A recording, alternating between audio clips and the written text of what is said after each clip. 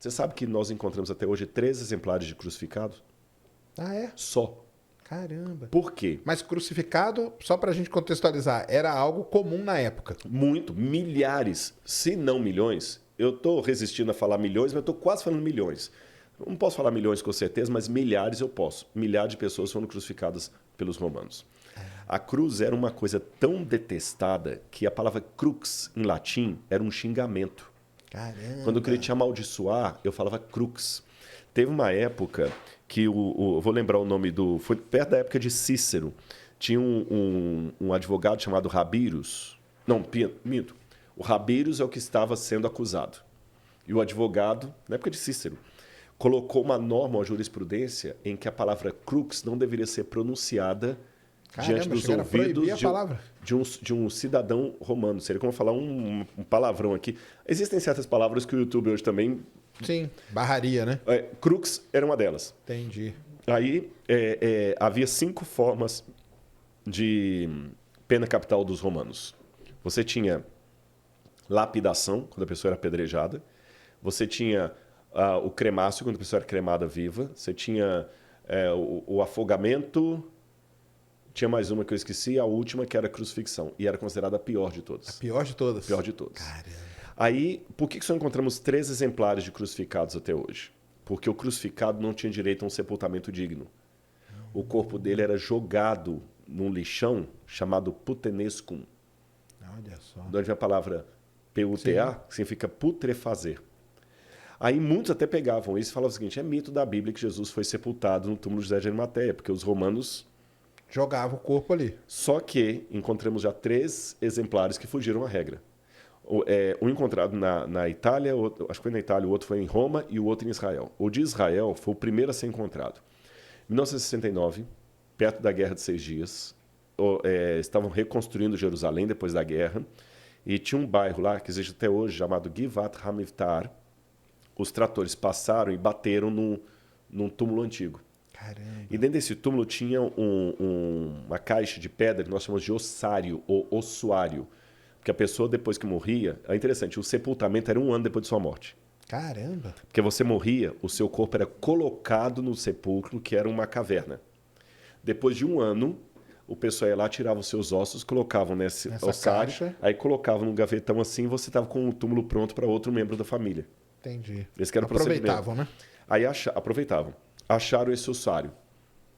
Aí estava o nome escrito do sujeito lá, Yohanan ben Hagakol. 1,63 m de altura. Lembra que eu falei que todo mundo era baixinho? E aí, quando pegaram, viram que como é o nome aqui abaixo do fêmur, a tíbia, né? Não, a tíbia é do braço. Esqueci, gente, agora deu um branco. Eu não sei. Aqui da canela aqui. Estavam quebrados. Não sei se você acha aí. Estavam quebrados os ossos. E não foi quebrado de ação do tempo, não. Foi deliberadamente quebrado com uma pancada. Fíbula. Não, acho que é a tíbia. É tíbia mesmo. É a tíbia, né? Isso. Então eu falei tíbia. Eu tinha falado tíbia aquela hora. É a tíbia mesmo. Abaixo do joelho. Isso, bem abaixo do joelho. Estava quebrada essa parte aí, a tíbia. E alguém quebrou aquilo ali. E eles falaram, interessante. E no calcanhar tinha um prego romano crucificado, enfiado. Caramba. No calcanhar, na cartilagem. Tava lá o prego. Estava lá o prego. Então, viram que foi o único exemplar de um crucificado. Aí o pessoal da Universidade Hebraica, doutor de Saferes, tinha outros médicos, doutor Zias, fizeram um levantamento técnico, como é que seria... Aí vem a medicina forense. Está vendo como é que a arqueologia lida com várias outras áreas? Até a astronomia, quando a gente estuda a astronomia babilônica... Sim, a astronomia, ela por causa do jeito que o pessoal falava, né? Eclipses e coisas, exatamente, né? e tal. Aí... perceberam que era um crucificado e levantaram. Então, a forma como Jesus estava crucificado...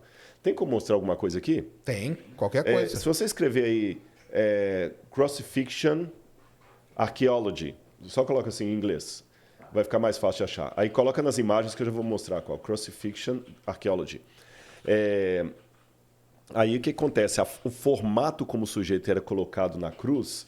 era muito assim diferente do que os livros mostravam. Pode colocar nas imagens ali, por favor. Posso ir aí rapidinho? Não, ele vai passar aqui? Pronto, fica mais fácil. Olha aqui, olha. Olha o osso que encontraram. Abre esse aqui, por favor. Qual? Esse aqui, ó. Esse aqui vai. Isso. Caramba, cara, encontraram assim Olha lá, um prego mesmo? Olha o prego. Olha lá, tá vendo? Que doideira. Sendo o calcanhar dele. E se você voltar lá, eu vou mostrar como é que a gente agora deduz. Até essa descoberta, a crucificação, então, era meio que um negócio que você não sabia. Exatamente. Ah, na verdade, esse aqui é o que foi encontrado na Inglaterra. O de Israel é desse aqui, ó. O de Israel é esse aqui, ó. O de cima. O de cima. Pode ser esse também, não tem problema, não. Pode ser esse. Se você tiver com boa resolução. Pronto. Aqui, é lógico, isso aqui é um desenho de como ele estaria originalmente. Sim, claro. E ali o original foi encontrado. Ali, uhum. E o prego está torto, porque imaginam que eles batiam e depois batiam no prego aqui para poder enfiar. E o negócio era posição do sujeito, ó, veja bem, não é na planta do pé, como você vê nas imagens. É verdade. Tá vendo, olha? Uhum. Agora, volta, por favor, nas imagens que eu vou ver a posição dele, alguma mais... Essa aqui, ó. Essa aqui. Isso.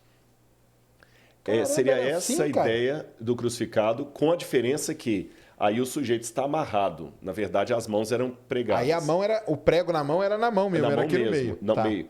E aqui... A diferença é o pé, então. O pé do lado, e aqui o sujeito ficava sentado num banquinho chamado sedícula. Então, onde está aí a parte aí do baixo ventre, tinha um banquinho. Ele está sentado. Ele está sentado e aqui. Mas você percebeu que eu fazer que assim minha voz mudou? Então, você fica numa posição incômoda e daqui a pouquinho você vai perdendo o ar. Ficavam?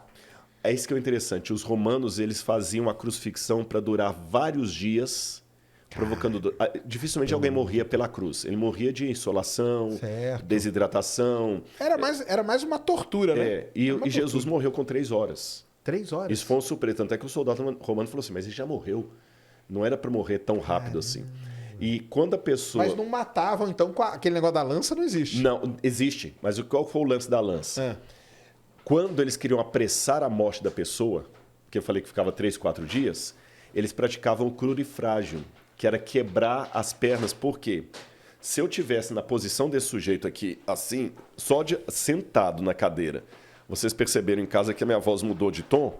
Porque eu estou atrofiando aqui os pulmões. E nessa posição, o ciático também fica todo exprimido ali. Claro. E eu vou perdendo fôlego com o tempo, vai perdendo fôlego. E para respirar, você tem que levantar e cair de novo. Então, a cruz era uma coisa horrorosa de se contemplar. Cara, era horrorosa mesmo. E quando você quer apressar a morte da pessoa, você quebra porque as aí não pernas. Tem como ele levantar. Aí ele morre mais rápido. Aí você vai no Evangelho, fala que estava um rebu em Jerusalém, época da Pêssar, da Páscoa.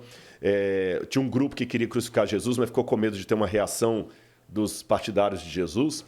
Aí falaram o seguinte, olha, Jesus morreu. Não, confirma se morreu mesmo. Aí que o sujeito pegou a lança e enfiou. Ah, entendi. Aqui.